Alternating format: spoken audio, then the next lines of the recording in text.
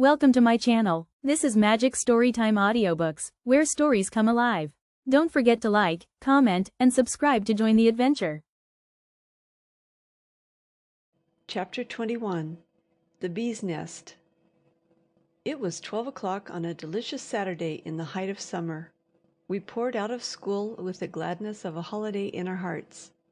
I sauntered home full of the summer sun, and the summer wind, and the summer scents which filled the air.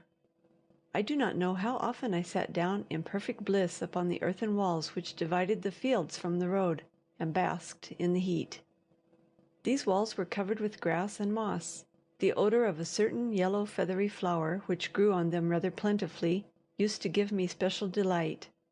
Great humble bees haunted the walls and were poking about in them constantly. Butterflies also found them pleasant places, and I delighted in butterflies, though I seldom succeeded in catching one. I do not remember that I ever killed one. Heart and conscience both were against that. I had got the loan of Mrs. Trimmer's story of the family of robins, and was every now and then reading a page of it with unspeakable delight. We had very few books for children in those days, and in that far out of the way place, and those we did get were the more dearly prized. It was almost dinner time before I reached home. Somehow, in this grand weather, welcome as dinner always was, it did not possess the same amount of interest as in the cold, bitter winter. This day I almost hurried over mine to get out again into the broad sunlight. Oh, how stately the hollyhocks towered on the borders of the shrubbery! The guelder roses hung like balls of snow in their wilderness of green leaves, and here and there the damask roses, dark almost to blackness, and with a soft velvety surface, enriched the sunny air with their colour and their scent. I never see these roses now. And the little bushes of polyanthus gemmed the dark earth between with their varied hues. We did not know anything about flowers except the delight they gave us, and I dare say I am putting some together which would not be out at the same time, but that is how the picture comes back to my memory. I was leaning in utter idleness over the gate that separated the little lawn and its surroundings from the road, when a troop of children passed, with little baskets and tin pails in their hands, and amongst them Jamie Duff. It was not in the least necessary to ask him where he was going. Not very far, about a mile or so from our house, rose a certain hill, famed in the country round for its store of bilberries. It was the same to which Turkey and I had fled for refuge from the bull. It was called the Ba Hill, and a tradition lingered in the neighbourhood that many years ago there had been a battle there, and that after the battle the conquerors played at football with the heads of the vanquished slain, and hence the name of the hill.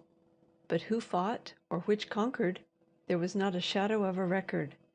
It had been a wild country, and conflicting clans had often wrought wild work in it.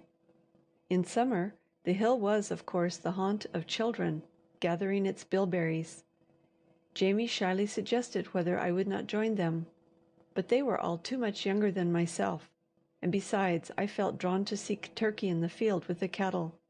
That is, when I should get quite tired of doing nothing. So the little troop streamed on, and I remained leaning over the gate.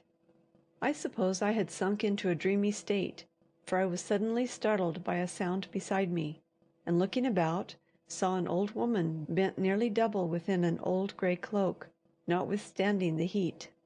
She leaned on a stick and carried a bag like a pillow case in her hand. It was one of the poor people of the village, going her rounds for her weekly dole of a handful of oatmeal. I knew her very well by sight and by name. She was old Eppie, and a kindly greeting passed between us. I thank God that the frightful poor laws had not invaded Scotland when I was a boy. There was no degradation in honest poverty then, and it was no burden to those who supplied its wants, while every person was known, and kindly feelings were nourished on both sides. If I understand anything of human nature now, it comes partly of having known and respected the poor of my father's parish. She passed in at the gate and went as usual to the kitchen door, while I stood drowsily contemplating the green expanse of growing crops in the valley before me. The day had grown as sleepy as myself. There were no noises except the hum of the unseen insects and the distant rush of the water over the dams at our bathing place. In a few minutes the old woman approached me again. She was an honest and worthy soul, and very civil in her manners. Therefore I was surprised to hear her muttering to herself. Turning, I saw she was very angry. She ceased her muttering when she descried me observing her, and walked on in silence, was even about to pass through the little wicket at the side of the larger gate without any further salutation. Something had vexed her, and instinctively I put my hand in my pocket and pulled out a halfpenny my father had given me that morning, very few of which came in my way, and offered it to her. She took it with a half ashamed glance and attempt at a courtesy and a murmured blessing. Then for a moment she looked as if about to say something, but changing her mind, she only added another grateful word and hobbled away. I pondered in a feeble fashion for a moment, came to the conclusion that the Kelpie had been rude to her, forgot her, and fell a dreaming again. Growing at length tired of doing nothing, I roused myself and set out to seek Turkey. I have lingered almost foolishly over this day, but when I recall my childhood, this day always comes back as a type of the best of it. I remember I visited Kirsty to find out where Turkey was. Kirsty welcomed me as usual, for she was always loving and kind to us, and although I did not visit her so often now, she knew it was because I was more with my father, and had lessons to learn in which she could not assist me. Having nothing else to talk about, I told her of Eppie and her altered looks when she came out of the house. Kirsty compressed her lips, nodded her head, looked serious, and made me no reply. Thinking this was strange, I resolved to tell Turkey, which otherwise I might not have done. I did not pursue the matter with Kirsty, for I knew her well enough to know that her manner indicated a mood out of which nothing could be drawn. Having learned where he was, I set out to find him, close by the scene of our adventure with Wandering Willie. I soon came in sight of the cattle feeding, but did not see Turkey. When I came near the mound, I caught a glimpse of the head of old Mrs. Gregson's cow, quietly feeding off the top of the wall from the other side, like an outcast Gentile, while my father's cows, like the favoured and greedy Jews, were busy in the short clover inside. Grannie's cow managed to live notwithstanding, and I dare say gave as good milk, though not perhaps quite so much of it, as ill-tempered Hawkie. Mrs. Gregson's granddaughter, however, who did not eat grass, was inside the wall, seated on a stone which Turkey had no doubt dragged there for her. Trust both her and Turkey, the cow should not have a mouthful without leave of my father. Elsie was as usual busy with her knitting, and now I caught sight of Turkey, running from a neighbouring cottage with a spade over his shoulder. Elsie had been minding the cows for him. "What's ado, Turkey?" I cried, running to meet him. "Such a wild bee's nest!" answered Turkey. "I'm so glad you're come. I was just thinking whether I wouldn't run and fetch you. Elsie and I have been watching them going out and in the last half hour. Such lots of bees! There's a store of honey there. But isn't it too soon to take it, Turkey? There'll be a great deal more in a few weeks. Not that I know anything about bees," I added deferentially. "You're quite right, Ranald," answered Turkey. "But there are several things to be considered. In the first place, the nest is by the roadside, and somebody else might find it. Next, Elsie has never tasted honey all her life, and it is so nice. And here she is, all ready to eat some. Thirdly, and lastly, as your father says, though not very often," added Turkey slyly, meaning that the lastly seldom came with the thirdly, "if we take the honey now, the bees will have plenty of time to gather enough for the winter before the flowers are gone, whereas if we leave it too long they will starve." I was satisfied with this reasoning, and made no further objection. "You must keep a sharp lookout, though, Ranald," he said, "for they'll be mad enough, and you must keep them off with your cap." He took off his own and gave it to Elsie, saying, "Here, Elsie, you must look out and keep off the bees. I can tell you a sting is no joke. I've had 3 myself." "But what are you to do, Turkey?" asked Elsie with an anxious face. "Oh, Ranald will keep them off me and himself too. I shan't heed them. I must dig away and get at the honey." All things being thus arranged, Turkey manfully approached the dyke, as they call any kind of wall fence there.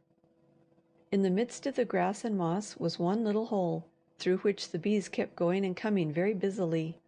Turkey put in his finger and felt in what direction the hole went, and thence, judging the position of the hoard, struck his spade with firm foot into the dyke.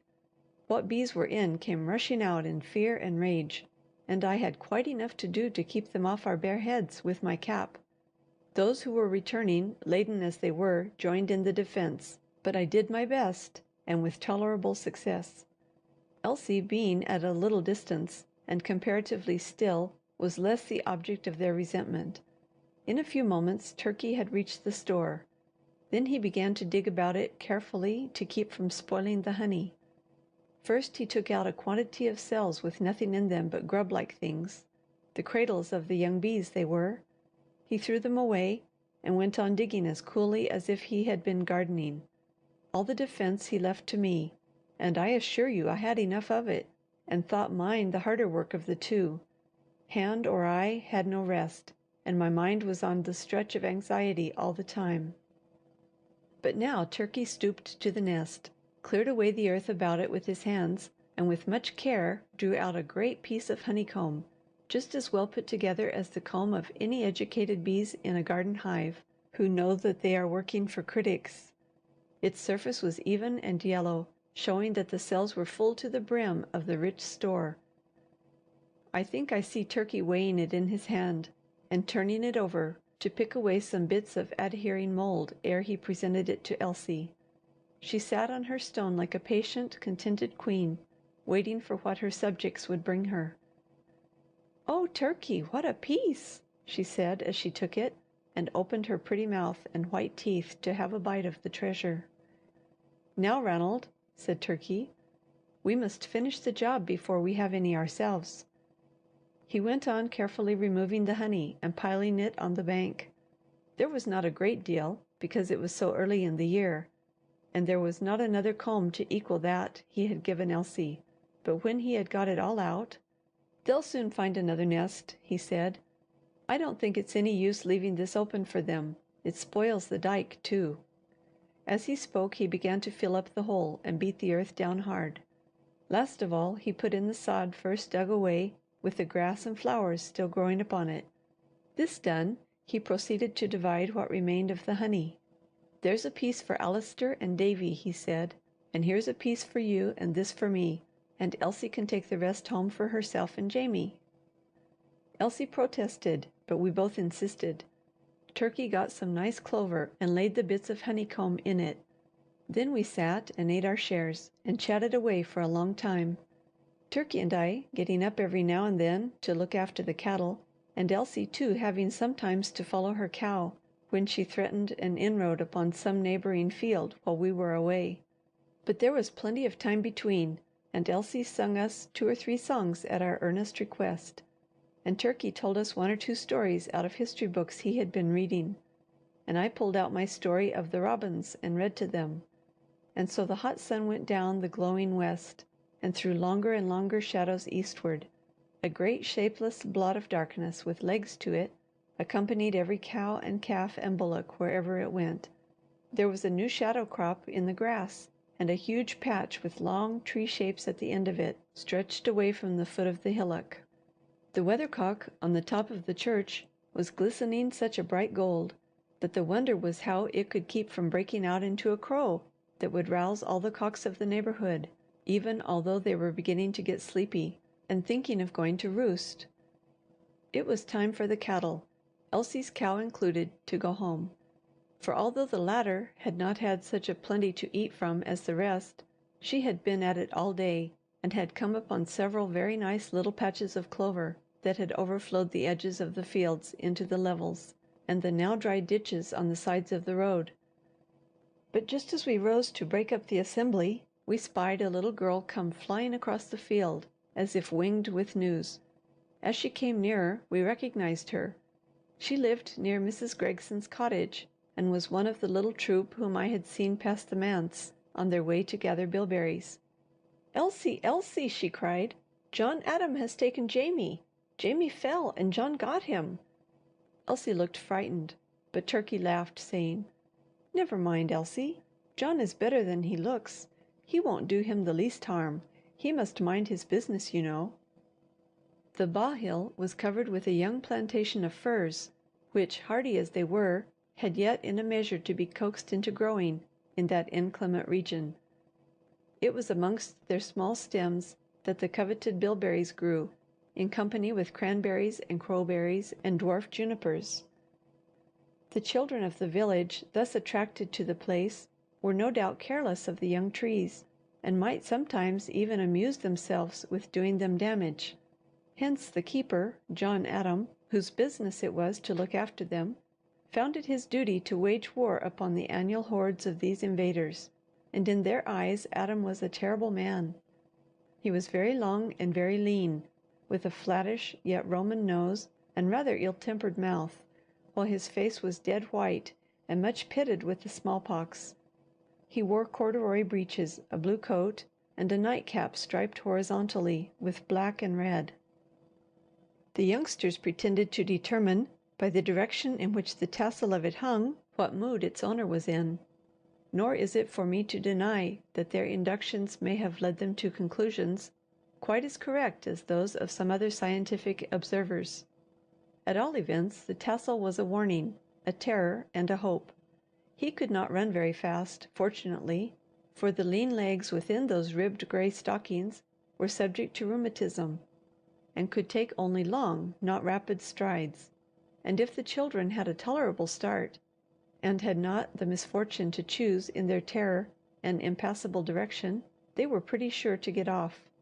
Jamie Duff, the most harmless and conscientious creature, who could not have injured a young fir upon any temptation, did take a wrong direction, caught his foot in a hole, fell into a furze bush, and nearly paralyzed with terror, was seized by the long fingers of Adam, and ignominiously lifted by a portion of his garments into the vast aerial space between the ground and the white, pock-pitted face of the keeper. Too frightened to scream, too conscious of trespass to make any resistance, he was borne off as a warning to the rest of the very improbable fate which awaited them. But the character of Adam was not by any means so frightful in the eyes of Turkey, and he soon succeeded in partially composing the trepidation of Elsie, assuring her that as soon as he had put up the kettle, he would walk over to Adam's house and try to get Jamie off. Whereupon Elsie set off home with her cow, disconsolate but hopeful. I think I see her yet, for I recall every picture of that lovely day, clear as the light of that red sunset, walking slowly with her head bent half in trouble, half in attention to her knitting, after her solemn cow, which seemed to take twice as long to get over the ground because she had 2 pairs of legs instead of 1 to shuffle across it, dragging her long iron chain with the short stake at the end after her, with a gentle clatter over the hard, dry road. I accompanied Turkey, helped him to fasten up and bed the cows, went in with him and shared his hasty supper of potatoes and oat cake and milk, and then set out refreshed, and nowise apprehensive in his company, to seek the abode of the redoubtable ogre, John Adam. Thank you so much for watching. If you enjoyed the story, don't forget to hit like and leave a comment. And of course, subscribe to Magic Storytime Audiobooks for more magical adventures.